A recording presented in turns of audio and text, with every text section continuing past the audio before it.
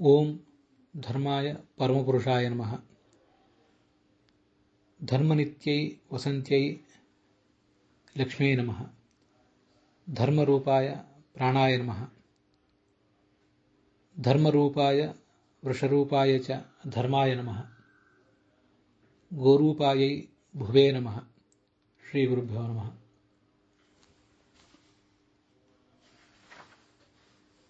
ಗೋರೂಪಾಯಾಃ ಭೂಮೇಃ ಇವಂ ವೃಷರೂಪಸ್ಯ ಧರ್ಮಸ್ಯ ಚ ಯತ್ ಸಂಭಾಷಣಂ ಪ್ರಾವರ್ತತ ತಸ್ಮಿನ್ ಸಂಭಾಷಣೆ ಧರ್ಮಃ ಭುವಂ ಕಿಂ ನಿಮಿತ್ತಂ ತವ ರೋದನಂ ಇತಿ ಪಪ್ರಚ್ಛ. ಸಾ ಚ ಸರ್ವಕಲ್ಯಾಣಗುಣ ಪಾತ್ರಭೂತಃ ಶ್ರೀನಿವಾಸಃ ನಾಸ್ತಿ ಇದಾನೀಂ ಭುವಿ. ಅತಃ ಸರ್ವಮಿಮಂ ಲೋಕಂ ತ್ವಾಂ ಧರ್ಮಂ ಮಾಂ ಭೂಮಿಂ ಚ ಅಹಂ ಅನುಶೋಚಾಮಿ ಇತಿ ಉತ್ತರಂ ಅವಾದೀತ್. ಪೃಥ್ವೀಧರ್ಮಯೋಃ ತಯೋಃ ಏವಂ ಕಥಯತೋಃ ತತ್ರ ಪರೀಕ್ಷಿತ್ ರಾಜರ್ಷಿಃ ಪ್ರಾಚೀ ಸರಸ್ವತೀಂ ಪ್ರಾಪತ್ ಇತಿ ಭಾಗವತೆ ಪ್ರಥಮೇ ಸ್ಕಂದೇ ಷೋಡಶಃ ಅಧ್ಯಾಯಃ ಸಮಾಪ್ತಃ ತಿಷ್ಠತ್. ಅಥಾತ್ರ ಸಪ್ತದಶಃ ಅಧ್ಯಾಯಃ ವ್ಯಾಖ್ಯಾಸ್ಯತೆ. ರಾಜಾ ಪರೀಕ್ಷಿತ್ ತಸ್ಮಿನ್ ಪ್ರದೇಶೆ ಅನಾಥವತ್ ಹನ್ಯಮಾನಂ ಗೋಮಿಥುನಂ ದದರ್ಶ. ದಂಡಹಸ್ತಂ ವೃಷಲಂ ಚ ಕಲಿರೂಪಂ ತತ್ರೈವ ದದರ್ಶ. ತತ್ರ ತಂ ಧರ್ಮಂ ತಂ ವೃಷಂ ತಾಂ ಚ ಗಾಂ ಸಹ ಏವಂ ಅವಾದೀತ್ ಇತಿ ಸಪ್ತದಶಃ ಅಧ್ಯಾಯಃ ಪ್ರಾರಭ್ಯತೆ. ಭಾಗವತದ 1ನೇ ಸ್ಕಂದದ 17ನೇ ಅಧ್ಯಾಯ ಈಗ ಪ್ರಾರಂಭ ಕಾಣಬೇಕು. ಗೋರೂಪದ ಭೂಮಿ ಮತ್ತು ಎತ್ತಿನ ರೂಪದ ಧರ್ಮ ಇವರಿಬ್ಬರ ನಡುವೆ ನಡೆದಂತಹ ಸಂಭಾಷಣವನ್ನು ನಾವು ಕೇಳಿದ್ದೀವಿ. ಭಗವಂತ ಈಗ ಭೂಮಿಯಲ್ಲಿಲ್ಲ. ಅವನಿಲ್ಲದ ಭೂಮಿಯಲ್ಲಿ ಈ ಜಗತ್ತು ಹೇಗೆ ಬದುಕಿಯಿತು, ಈ ಜನ ಹೇಗೆ ಬದುಕಿಯಾರು, ಧರ್ಮರೂಪನಾದ ನೀನು ಹೇಗೆ ಬದುಕುತ್ತಿ, ನಾನು ಹೇಗೆ ಬದುಕಿಯೇನೋ ಅಂತೆಲ್ಲ ಆ ಭೂಮಿ ತನ್ನ ಸಂಕಟವನ್ನು ತೋಡಿಕೊಂಡ್ಳು. ಅವ್ರು ಹೀಗೆ ಮಾತಾಡ್ತಾ ಇದ್ದಾಗಲೇ ಅಲ್ಲಿ ಪರೀಕ್ಷಿತ ಬಂದ ಅನ್ನುವಲ್ಲಿಗೆ 16ನೇ ಸರ್ಗ ಮುಕ್ತಾಯ ಕಂಡಿತ್ತು. ಇನ್ನು 17ನೇ ಅಧ್ಯಾಯ ಈಗ ಪ್ರಾರಂಭ ಕಾಣಬೇಕು. ಅಲ್ಲಿ ಈ ಗೋವು ಮತ್ತು ಧರ್ಮರಾಜ ಎತ್ತಿನ ರೂಪದಲ್ಲಿದ್ದವನು ಅನಾಥರಂತೆ ಒಬ್ಬ ರಾಜ ಅವರನ್ನು ಹೊಡಿತಾ ಇದ್ದ. ಕೈಯಲ್ಲಿ ಆತ ದಂಡ ಹಿಡ್ಕೊಂಡಿದ್ದ. ಅಸಂಸ್ಕೃತನಾದ ರಾಜನಂತೆ ಕಾಣ್ತಾ ಇದ್ದ. ಅವನನ್ನು ಈ ನೋಡಿದ ಪರೀಕ್ಷಿತ. ಮತ್ತೆ ಶುಭ್ರವಾದ ಬಿಳಿಯ ಬಣ್ಣದ ತಾವರೆಯ ದಂಟಿನಂತೆ ಹೊಳೆವ ಮೈಬಣ್ಣ ಅದರದು. ಒಂದೇ ಕಾಲಿನಿಂದ ಕುಂಟುತ್ತಾ ಇತ್ತು. ಆತನ ಪೀಡೆಯಿಂದ ಅದು ಭಯಪಟ್ಟವರಂತೆ ನಡುಗುತ್ತಾ ಸಗಣಿ ಹಾಕ್ತಾ ಇತ್ತು. ಬಹಳ ವೇದನೆ ಪಡ್ತಾ ಇತ್ತು. ಮತ್ತೆ ಆ ಗೋವು ಯಜ್ಞಕ್ಕೆ ಬೇಕಾದ ಸಾಮಗ್ರಿಯನ್ನೆಲ್ಲ ಕೊಡ್ತಕ್ಕಂಥ ಗೋವದು. ಅದು ಬಹಳ ಕೃಶವಾಗಿತ್ತು. ಮೇವು, ನೀರು ಇತ್ಯಾದಿ ಬೇಕಾಗಿತ್ತು. ಅದು ಯಾವುದೂ ಇಲ್ಲದೆ ಅದು ಕೃಶವಾಗಿತ್ತು. ಕಣ್ಣೀರು ಸುರಿಸ್ತಾ ಇತ್ತು. ಕರುವನ್ನು ಕಳ್ಕೊಂಡಿದೆಯೋ ಎಂಬಂತೆ ಅದು ಕಾಣ್ತಿತ್ತು ಬೇರೆ. ಅಂಥ ಆ ಗೋವನ್ನು ಕೂಡ ನೋಡಿದ.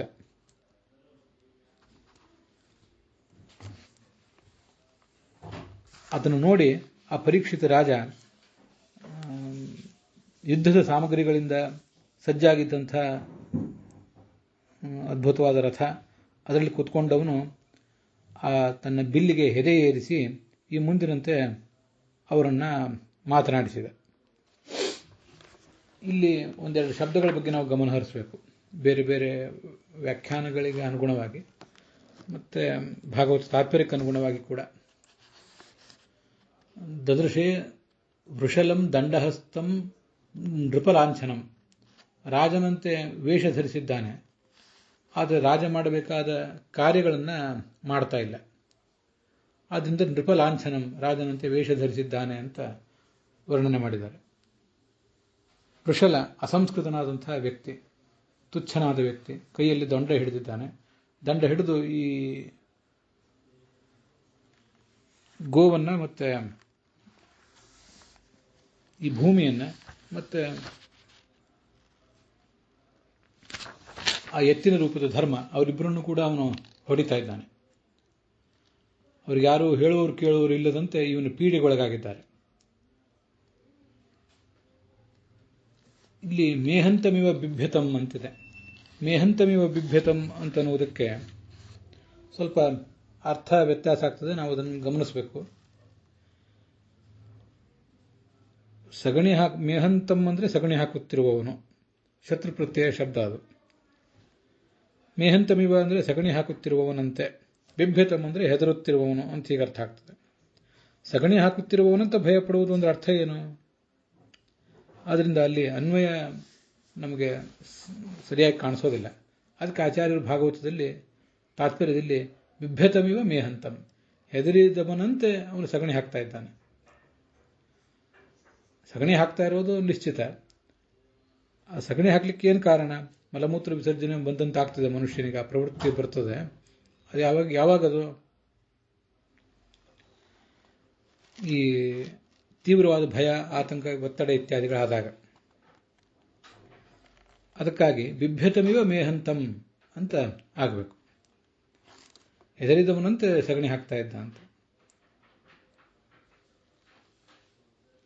ಯಥಾ ಬಿಭ್ಯತ ಭಯಾತ್ ಪುನಃ ಪುನಃ ಮೇಹತಿ ಮೇಹನಂ ಕರೋತಿ, ಯಾದವಾರ ವ್ಯಾಖ್ಯಾನ ಮಾಡ್ತಾರೆ. ಹೆದರಿದವನು ಮತ್ತೆ ಮತ್ತೆ ಮಲ ವಿಸರ್ಜನೆಗೆ ಪ್ರವೃತ್ತಿ ಮಾಡ್ತಾನ, ಹಾಗೆ ಇವನು ಕೂಡ ಶಕ್ರನ್ ಮುಂಚಂತಂ, ಸಗಣಿಯನ್ನು ಹಾಕುವವನು ಅಂತ ಹೀಗಾದ್ರೆ ಅರ್ಥ.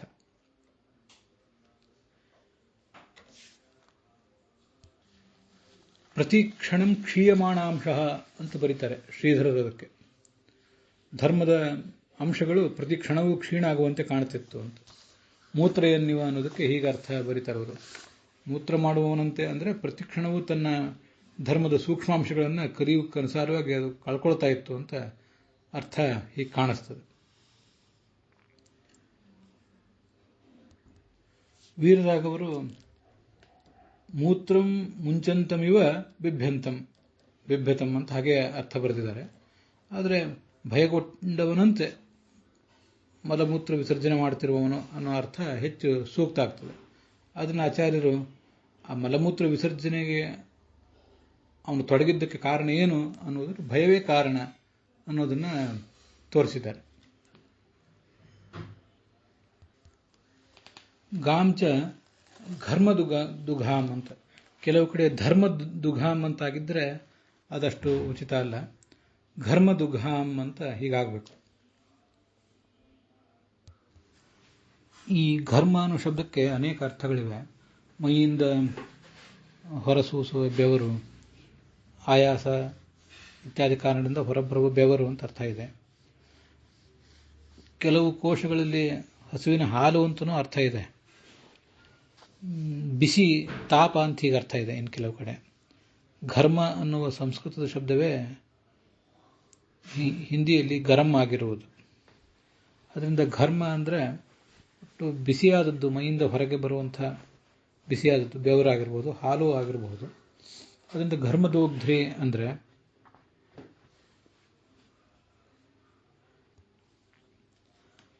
ಹಾಲನ್ನು ಕೊಡುವವಳು, ಬಿಸಿಯಾದ ಹಾಲನ್ನು ಕೊಡುವವಳು ಅಂತ ಹೀಗೆ ಅರ್ಥ ಆಗ್ತದೆ. ಇಷ್ಟಾದರೂ ಧರ್ಮದೋಗ್ಧ್ರಿ ಅಂತಲೂ ಕೆಲವು ಕಡೆ ಪಾಠ ಇದೆ. ಅದು ಏನು ಮಿಸ್ಪ್ರಿಂಟ್ ಆಗಿ ಬಂದಿರುವಂಥ ಪಾಠ ಏನು ಆಗಿರಲಿಕ್ಕಿಲ್ಲ. ಅದಕ್ಕೆ ಧರ್ಮಕ್ಕಾಗಿ ದೋಹನ ಮಾಡುವವಳು. ಈ ಜೀವನ, ನಮ್ಮೆಲ್ಲರ ಜೀವನ ನಡೆಯುವುದು ಇಂಥ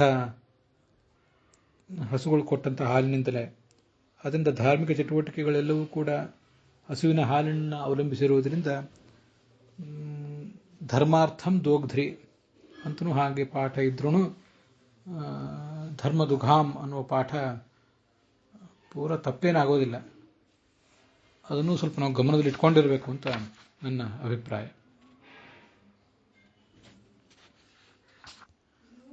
ಘರ್ಮ ದುಘ ಅನ್ನೋ ಶಬ್ದದ ನಿಷ್ಪತ್ತಿಯನ್ನು ಹೇಳುವಾಗ ಪಾಣಿನಿ ಸೂತ್ರದಲ್ಲಿ ದುಹ ಕಪ ಘಶ್ಚ ಅಂತ 3ನೇ ಅಧ್ಯಾಯದ 2ನೇ ಪಾದದ 70ನೇ ಸೂತ್ರ ಅದು.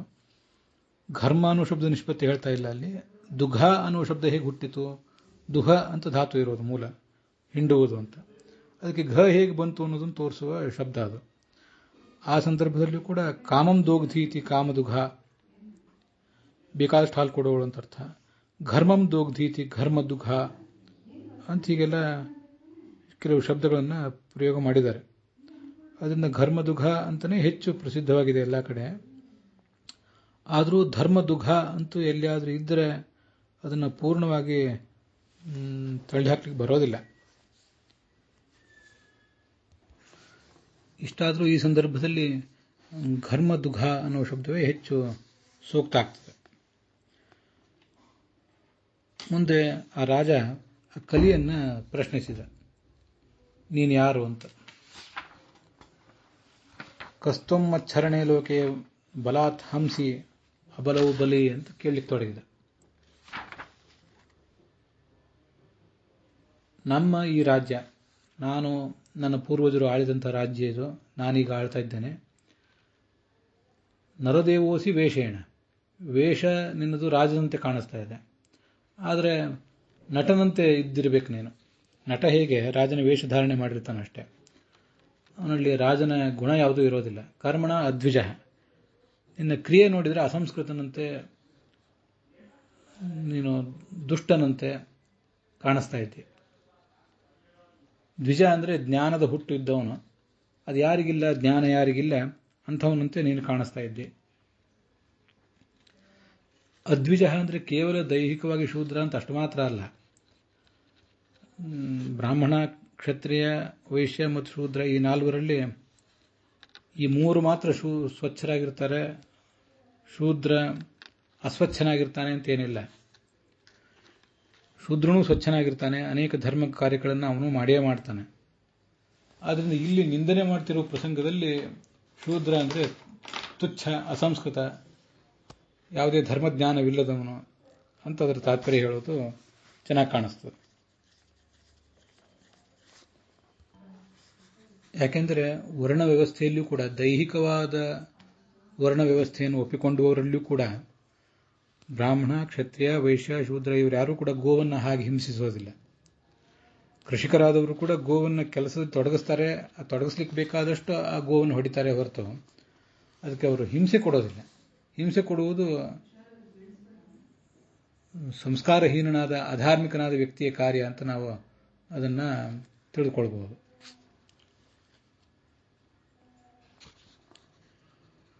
ಸತ್ವಂ ಕೃಷ್ಣೇ ಗತೇ ದೂರಂ, ಈಗ ಕೃಷ್ಣಾರ್ಜುನರು ಭೂಲೋಕವನ್ನು ಬಿಟ್ಟು ಹೋಗಿದ್ದಾರೆ.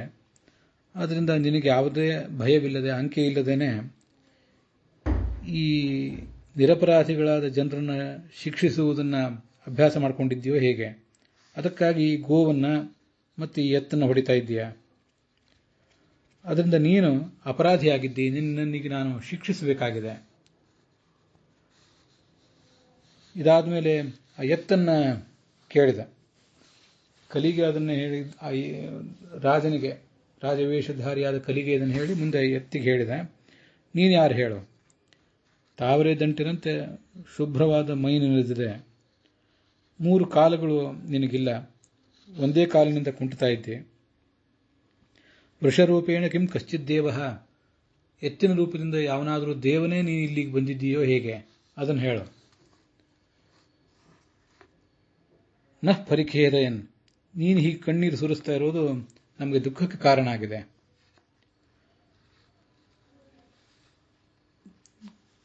ಈ ಕುರುವಂಶದ ರಾಜರು, ಈಗ ಅದರಲ್ಲಿ ಹಿಂದಿನವರು ಯಾರೂ ಇಲ್ಲ, ನಾನಿದ್ದೇನೆ. ಅವರಿಂದ ರಕ್ಷಿತವಾದದ್ದು ಈ ಭೂಮಂಡಲ.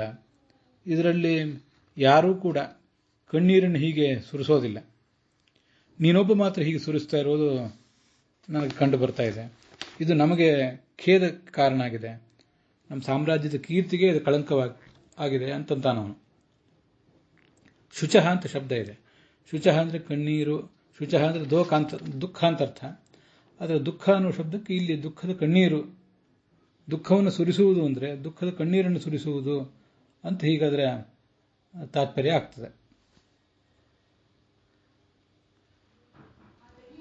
ಇಷ್ಟು ಆ ಎತ್ತಿಗೆ ಸಮಾಧಾನ ಹೇಳಿ ಮುಂದೆ ಗೋವಿಗೆ ಸಮಾಧಾನ ಹೇಳ್ತಿದ್ದಾನೆ. ಮಾ ಸೌರಭೇಯಿ ಅನುಶುಚಃ ಅಂತ.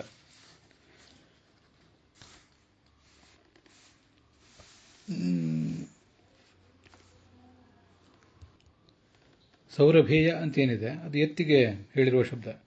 ಎತ್ತೇ ದುಃಖಿಸಬೇಡ ಅಂತ. ಸುರಭಿ ಅಂದ್ರೆ ಗೋವು, ಅದರ ಮಗ ಅಂತ, ಹೀಗೆ ಅದರ ಅರ್ಥ ತಾತ್ಪರ್ಯ. ಈ ದುಷ್ಟನಾದ ರಾಜನಿಂದ ನಿನಗೇನು ಭಯ ಬಂದಿದೆ ಅದನ್ನು ನಾನು ಪರಿಹರಿಸ್ತೇನೆ.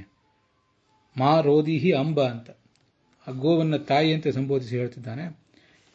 ನಿನಗೆ ಮಂಗಳ ಆಗಲಿ, ನಾನಿರುವಾಗ ಈ ದುಷ್ಟರಿಂದ ನಿನಗೇನು ಭಯ ಬರೋದಿಲ್ಲ, ವಿಚಾರ ಮಾಡಬೇಡ, ನಾನು ನಿನಗೆ ಭಯ ಪರಿಹಾರ ಮಾಡ್ತೀನಿ ಅಂತ ಹೇಳ್ತಾನೆ. ನಾನೀಗ ಕುರುವಂಶದ ಪ್ರತಿನಿಧಿಯಾಗಿ ಇಲ್ಲಿ ರಾಜ್ಯಾಡಳಿತ ಮಾಡ್ತಿದ್ದೇನೆ. ರಾಜರ ಕರ್ತವ್ಯ ಎಂಥದ್ದು? ನಿರಪರಾಧಿಗಳ ರಕ್ಷಣೆ ಆಗಬೇಕು, ಅಪರಾಧಿಗಳ ಶಿಕ್ಷೆ ಆಗಬೇಕು. ನಿರಪರಾಧಿಗಳಾದ ಪ್ರಜೆಗಳಿಗೆ ದುಷ್ಟರಿಂದ ಬಹಳ ಪೀಡೆ ಬರ್ತಾ ಇದೆ ಅಂತ ಆದರೆ ಅಂಥ ರಾಜನ ಕೀರ್ತಿ, ಅವನ ಆಯುಷ್ಯ, ಅವನ ಐಶ್ವರ್ಯ, ಪರಲೋಕದ ಪ್ರಾಪ್ತಿಗಾಗಿ ಆತನ ಮಾಡುವ ಸಾಧನ, ಧರ್ಮ, ಆಚಾರ ವಿಚಾರ ಎಲ್ಲವೂ ಕೂಡ ನಷ್ಟ ಆಗಿ ಹೋಗ್ತದೆ. ಅದರಿಂದ ನಾನೀಗ ಇದ್ರ ಬಗ್ಗೆ ಎಚ್ಚರಿಕೆಯಿಂದಿರಬೇಕು. ನನ್ನ ಕರ್ತವ್ಯ ಇದಾಗಿದೆ. ಏಷ ರಾಜ್ಞ ಪರೋಧರ್ಮ, ರಾಜರ ದೊಡ್ಡ ಧರ್ಮ ಇದು. ಆರ್ತಾನಾಂ ಆರ್ತಿ ನಿಗ್ರಹ, ಆರ್ತರ ದುಃಖವನ್ನು ಪರಿಹಾರ ಮಾಡುವುದು ದೊಡ್ಡ ಕೆಲಸ. ಭೂತದ್ರುಹಂ, ಎಲ್ಲ ಪ್ರಾಣಿಗಳಿಗೂ ಭಯ ಒಡ್ಡಿದ್ದಾನೆ ಇವನು. ಗೋವುಗಳಿಗೆ ಭಯ ಒಡ್ಡುತ್ತಿದ್ದಾನೆ ಅಂದರೆ ಇನ್ನು ಯಾವ ಪ್ರಾಣಿಗೂ ಭಯ ತರಲಿಕ್ಕೆ ಹೇಸುವವನಲ್ಲ ಇವನು. ಅಂಥ ದುಷ್ಟನಾದ ಈತನನ್ನು ನಾನೀಗ ಕೊಲ್ಲುವವನಿದ್ದೇನೆ. ಮತ್ತೆ ಎತ್ತನ್ನು ಕೇಳ್ತಾನೆ, ನಿನ್ನ ಈ 3 ಕಾಲುಗಳನ್ನು ಮುರಿದವರು ಯಾರು, ಕತ್ತರಿಸಿ ಹಾಕಿದವರು ಯಾರು?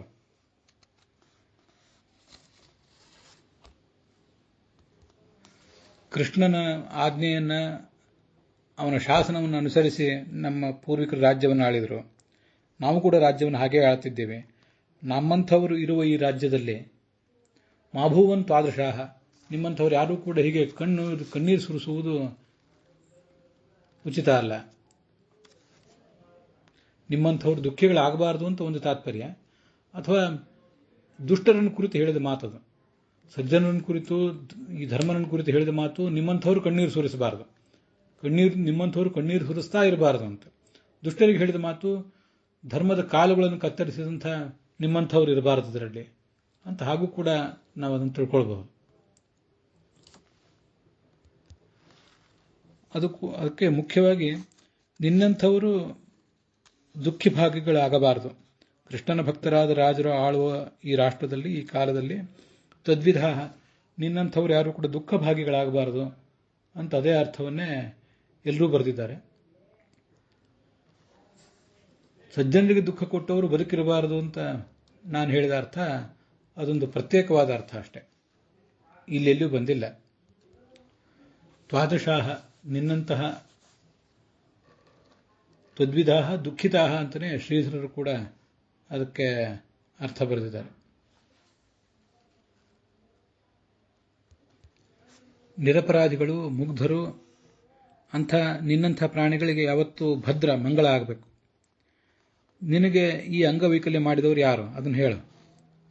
ಪಾಂಡವರ ಕೀರ್ತಿಗೆ, ಪಾಂಡವರ ವ್ಯಕ್ತಿತ್ವಕ್ಕೆ ಒಂದು ಕಳಂಕ ತಂದಂತೆ ಆಯಿತು ಅಂತ ನೀಚ.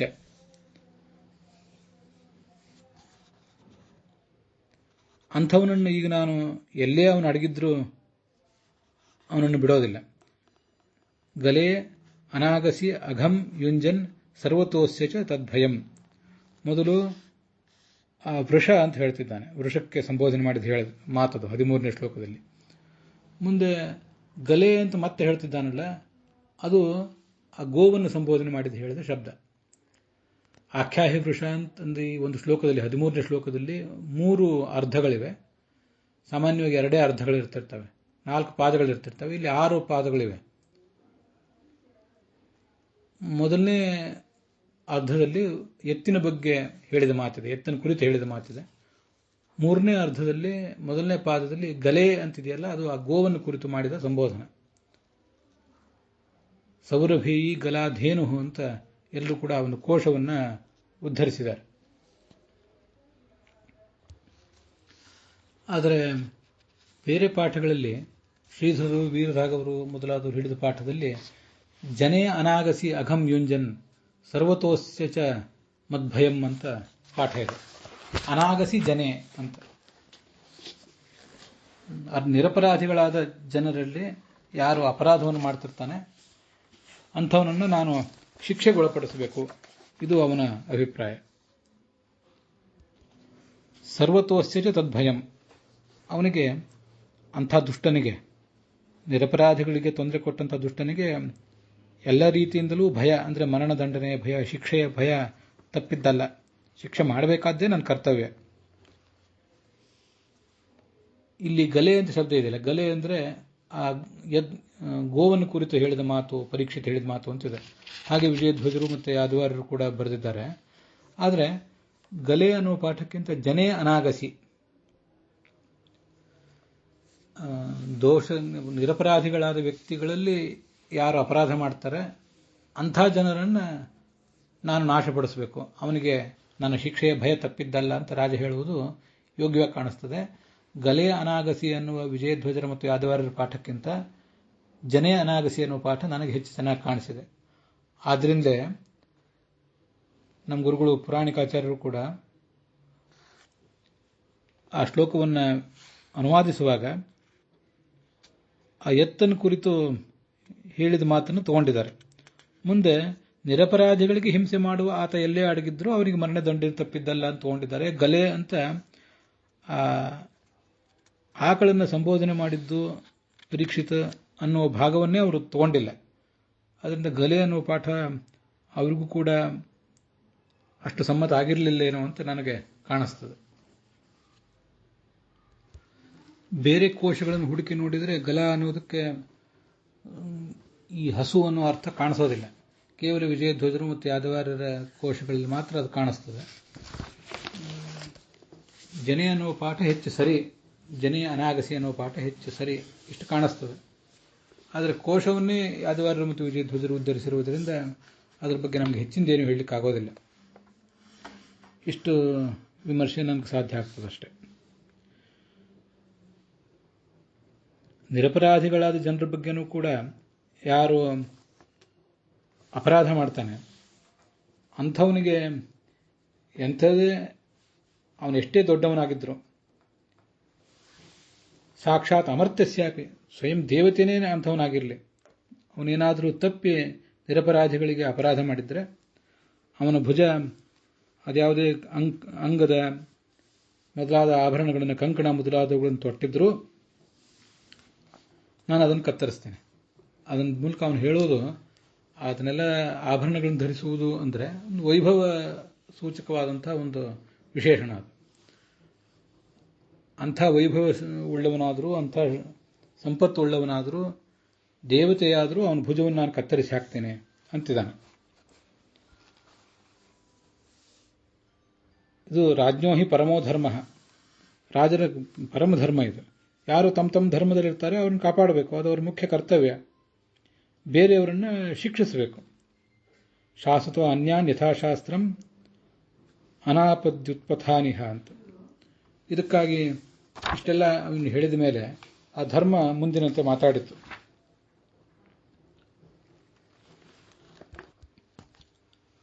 ಅವನ ಧರ್ಮನಿಷ್ಠೆಯನ್ನು ಮೆಚ್ಚಿತು. ಧಾರ್ಮಿಕರಾದವರನ್ನು ರಕ್ಷಿಸಬೇಕು, ಆಪತ್ಕಾಲ ಇಲ್ಲದೇ ಇದ್ದಾಗಲೂ ಕೂಡ ಧರ್ಮ ಮಾರ್ಗವನ್ನು ಕೈಬಿಟ್ಟವರನ್ನು ಶಿಕ್ಷಿಸಬೇಕು. ಅದು ಹಿಂದಿನ ಶ್ಲೋಕದಲ್ಲಿ ಬಂದಿದೆ. ಅನಾಪದಿ ಉತ್ಪಥಾನ್ ಅಂತ. ಆಪತ್ಕಾಲ ಬಂದಾಗ ಧರ್ಮ ಮಾರ್ಗವನ್ನು ಕಿಂಚಿತ್ ಕೈಬಿಟ್ಟವರನ್ನು ಮನ್ನಿಸುವುದು ಸರಿಯೇ, ಆಪತ್ತು ಇಲ್ಲದೇ ಇದ್ದಾಗಲೂ ಕೂಡ ಯಾರು ಧರ್ಮವನ್ನು ಕೈಬಿಟ್ಟಿರ್ತಾರೆ ಅವರನ್ನು ಸದೆ ಬಡಿಯಬೇಕು ಅನ್ನುವ ನಿನ್ನ ನಿರ್ಧಾರ ಸರಿಯೇ. ಪಾಂಡವರ ವಂಶದಲ್ಲಿ ಬಂದಿದ್ದೆ, ಆರ್ತರಿಗೆ ದುಃಖಾರ್ಥರಿಗೆ ಅಭಯವನ್ನು ಕೊಡುವಂಥ ನಿನ್ನ ಈ ಮಾತು ನಿನ್ನ ಪೂರ್ವಜರಿಗೆ ಸರಿ ಹೊಂದುವಂಥದ್ದೇ ಆಗಿದೆ. ನಿನ್ನ ನಿನ್ನ ಪೂರ್ವಜರ ಈ ಗಣಗಳಿಗೆ ಮನಸೋತೆ ಕೃಷ್ಣ ಅವರಿಗೆ ಎಲ್ಲ ಥರದ ಸಹಾಯವನ್ನು ಮಾಡಿದ, ಅನುಗ್ರಹ ಮಾಡಿದ, ಅವರ ದೂತನಾದ, ಅವರ ಸಾರಥಿಯಾದ. ಅದು ನಾವು ಹಿಂದೆ ನೋಡಿದ್ದೇವೆ.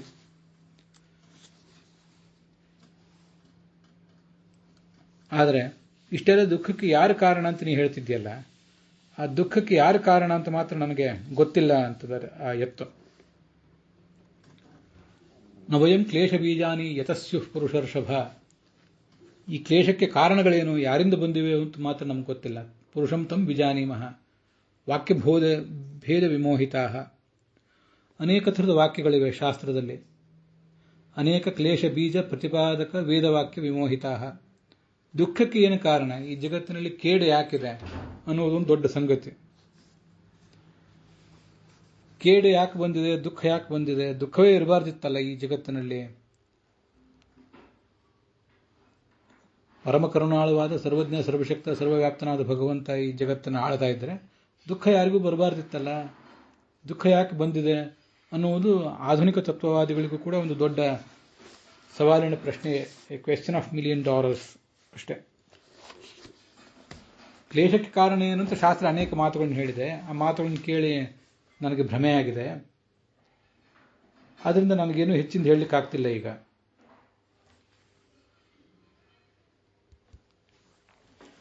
ಅನೇಕ ಥರದ ಶಾಸ್ತ್ರವಾಕ್ಯಗಳೇ ಇವೆ. ಅದನ್ನು ವ್ಯಾಖ್ಯಾನಿಸುವ, ಇಂಟರ್ಪ್ರಿಟ್ ಮಾಡುವ ಅನೇಕ ವಾದಿಗಳ ಮಾತುಗಳು ಇವೆ. ಇವೆಲ್ಲವೂ ನಮಗೆ ಮೋಹ ಬರೆಸಿದೆ ಅಂತ ಅವನು ಹೇಳ್ತಿದ್ದಾನೆ. ತುಂಬ ಆಶ್ಚರ್ಯಕರವಾಗಿದೆ ಇದು. ಧರ್ಮ ಎಷ್ಟು ಸೂಕ್ಷ್ಮ, ತತ್ವ ಅನ್ನೋದೆಷ್ಟು ಸೂಕ್ಷ್ಮ ಅಂತ ಅನ್ನೋದನ್ನು ಇದು ತಿಳಿಸ್ತದೆ. ಜಗತ್ತಿನಲ್ಲಿ ನಮಗೆ ಸುಖ ದುಃಖ ಎಲ್ಲದಕ್ಕೂ ಕೂಡ ಪರಮಾತ್ಮನೇ ಕಾರಣ. ಆದರೆ ದುಃಖ ಯಾಕೆ ಅವನು ಕೊಟ್ಟಿದ್ದಾನೆ, ನಮಗೆ ಇಷ್ಟೆಲ್ಲ ದುಃಖ ಕೊಟ್ಟಿದ್ದಾನಲ್ಲ, ಪರಿಪರಿಯಾಗಿ ನಮ್ಮನ್ನು ಪೀಡಿಸ್ತಿದ್ದಾನಲ್ಲ, ಏನು ಅವನಿಗೆ ಸುಖ ಸಿಗ್ತದೆ ಅಂತ ತೀರಾ ಆರ್ತರಾಗಿ ಕೇಳುವರನ್ನ ನಾನೇ ನೋಡಿದ್ದೇನೆ. ಸ್ವಯಂ ಧರ್ಮರಾಜನಾದ ಆ ವೃಷಭಕ್ಕೆ ಇದೆಲ್ಲ ಗೊತ್ತಿಲ್ಲದ ಸಂಗತಿ ಏನಲ್ಲ. ಆದರೂ ಅದು ಜನಮಾನಸವನ್ನು ಹೀಗೆ ತೆರೆದಿಡ್ತಾ ಇದೆ ಅಷ್ಟೆ. ಅದೊಂದು ಕನ್ನಡಿ ಹಿಡಿದಿದೆ ಅಷ್ಟೆ. ಅದಕ್ಕೆಲ್ಲವೂ ಗೊತ್ತಿದೆ. ಇದಕ್ಕೆ ಒಂದಿಷ್ಟು ಭಾಗವತ ತಾತ್ಪರ್ಯವೂ ಕೂಡ ಇದೆ. ಅದು ಮುಂದೆ ಬರೋದಿದೆ. ಅಲ್ಲಿಗೆ ಈ 17ನೇ ಶ್ಲೋಕ, 1ನೇ ಸ್ಕಂದದ 17ನೇ ಅಧ್ಯಾಯದ 17ನೇ ಶ್ಲೋಕ ಸಮಾಪ್ತವಾಗಿದೆ. ಇವತ್ತಿನ ಈ ಭಾಗವೂ ಕೂಡ ಸಮಾಪ್ತವಾಗಿದೆ. ಹುಸಿಯ ನಾಡಿ ಹೊಟ್ಟೆ ಹೊಳೆದು ವಿಷಯದಲ್ಲಿ ರಸಿಕನೆಂದು ಹುಸಿಗೆ ಹಾಕಿದಿರೋ ಇನ್ನು ಋಷಿಕೇಶನೇ, ಈಶ ನಿನ್ನ ಚರಣ ಭಜನೆ ಆಸೆಯಿಂದ ಮಾಡುವೆ, ದೋಷ ರಾಶಿ ನಾಶ ಮಾಡು ಶ್ರೀಶಕೇಶವ. ಶ್ರೀಕೃಷ್ಣಾರ್ಪಣ ವಸ್ತು.